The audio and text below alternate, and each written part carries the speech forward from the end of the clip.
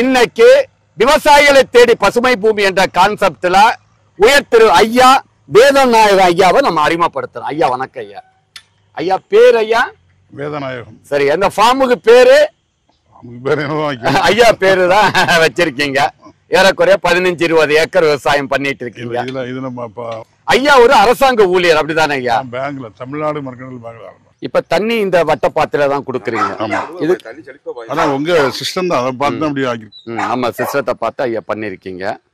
இப்ப இதுக்கு என்னென்ன உரங்கள் ஐயா கொடுத்துக்கிட்டு இருக்கீங்க?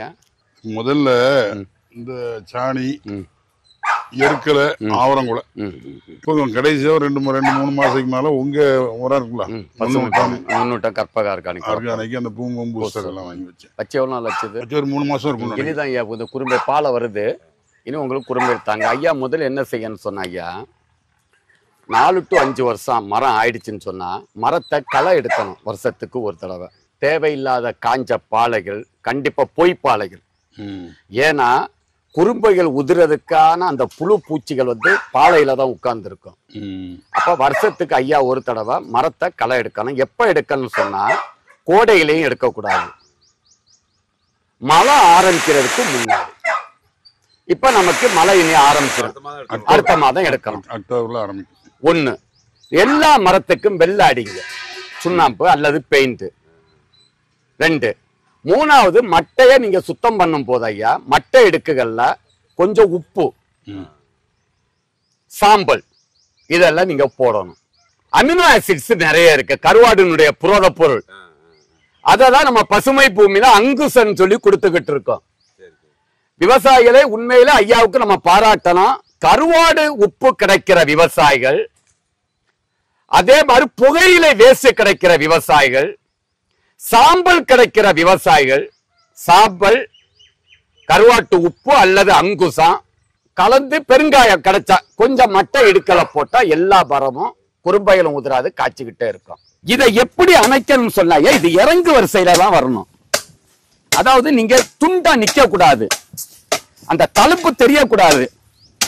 இப்படி இருக்க பாருங்க, இப்படிதான் இருக்கணும். இங்க முதல் இருந்ததுக்கும் இப்ப இருக்கிறதுக்கும் வித்தியாசம் இருக்கு பாருங்க. இங்க பாரு, இது முக்கியம். ஏன்னா இப்படி வெற்றிகளா இருந்தா இதுல வேர்கள் தொங்கும். வேர்கள் கண்டிப்பா தொங்கும். இந்த மாதிரி வேர் வருதா? இப்படி ஸ்லோப்பா இருந்தா நல்லா புரிஞ்சிருங்க ஐயா. இங்க பாருங்க, இப்படி இருந்தா வேர்கள் தொங்காது. 1/2 அடி ஆழத்திலிருந்து இப்படி போயிட்டே இருப்பாங்க. இந்த கழிவுகளை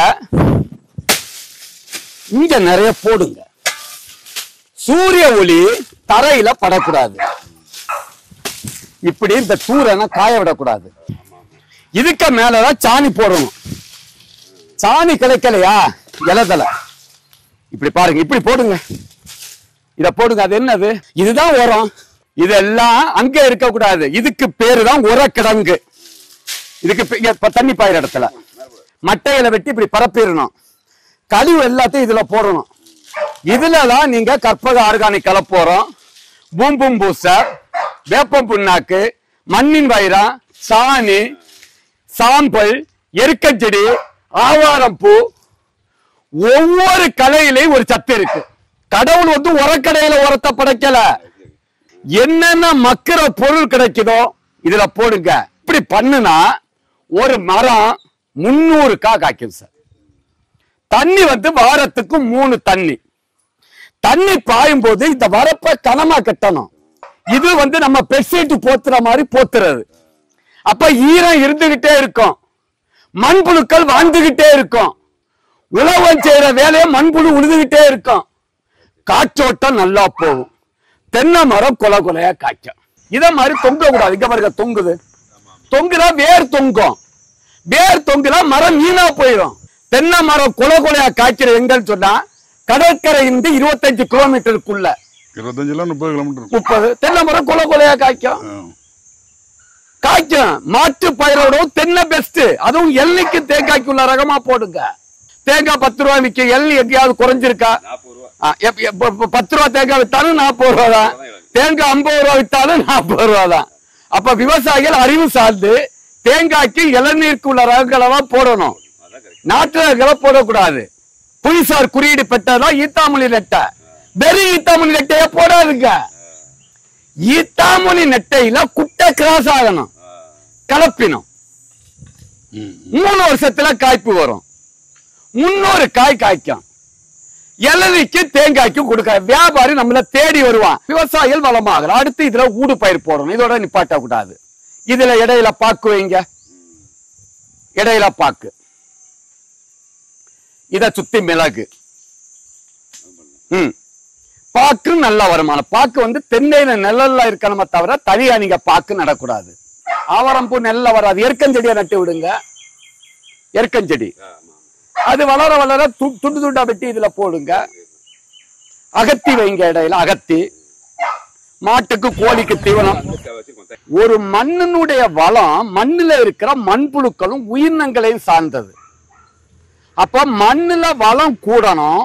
மண்ணுல ஆர்கானிக் கார்பன், கரிம பொருள், வேரோட்டம், காற்றோட்டம். சரி சரி சார், இப்ப இவ்வளவு கேப் வச்சாச்சுல்ல, இதுக்கு நடுவுல கத்திரி, வெண்டை இந்த மாதிரி பயிர் போடலாம். நல்லது.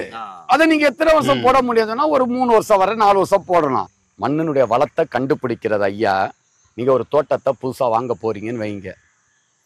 அந்த மண்ணுல வந்து களைகள் நிறைய வளரணும். இப்ப உங்க மண்ணுல களைகள் எக்கச்சக்கமா வளருது பாருங்க. களைகள் நல்லா வளருதுன்னு சொன்னா அந்த மண்ணு ஊட்டத்துல இருக்குன்னு அர்த்தம். அதே மாதிரி எங்கெங்க அந்த கொளிஞ்சிகள் பச்சை பசை பசேன்னு வளருதோ அந்த இடமும் மண்ணு வளமா இருக்குன்னு அர்த்தம். வறட்சியும் தாங்கி செடிகள் வளருதுன்னு அர்த்தம். அந்த ஓடைகளை குளங்களை தூர்வாடுறது, அதை வந்து வண்டல் மண்ணுன்னு எடுத்து விவசாயிகள் வளப்படுத்துறதுக்காக தான் அரசாங்கம் அந்த திட்டத்தை செயல்படுத்திக்கிட்டு இருக்கு. அப்போ ஒவ்வொரு விவசாயிகளும் நீங்க வந்து அந்த வண்டல் மண்ணை உங்க தோட்டங்கள்ல நீங்க பயன்படுத்தினா தண்ணி இல்லாட்டும் விவசாயம் வளரும். குப்பை சாணி போடாட்டும் அந்த விவசாயம் வளரும்.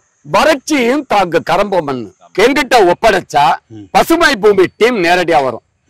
மார்க்கிங் பண்றது, குழி எடுக்கிறது, அந்த மண்ணை கொட்டி நிரப்புறது, தென்னங்கன்னு வச்சு கொடுக்கறது, சொட்டு நீர் பாசனம் போட்டு கொடுக்கறது, எல்லாமே A to Z வந்து பசுமை பூமி பண்ணி கொடுத்துரும்.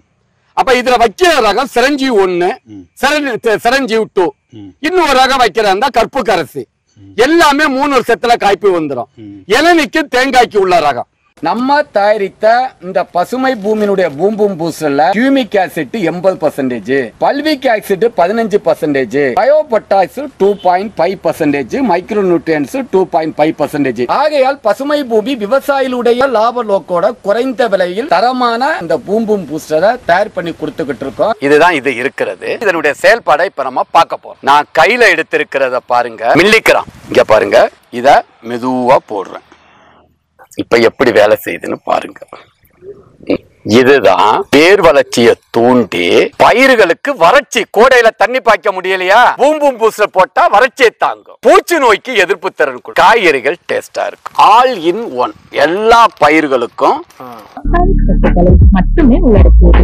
இதை வாழை, ரப்பர், காபி, நெல்லி, தேயிலை, பூச்செடிகள், நிலக்கடலை, பாக்கு, காய்கறிகள், தென்னை, ஏலக்காய் போன்ற அனைத்து விதமான பயிர்களுக்கும் பயன்படுத்தலாம்.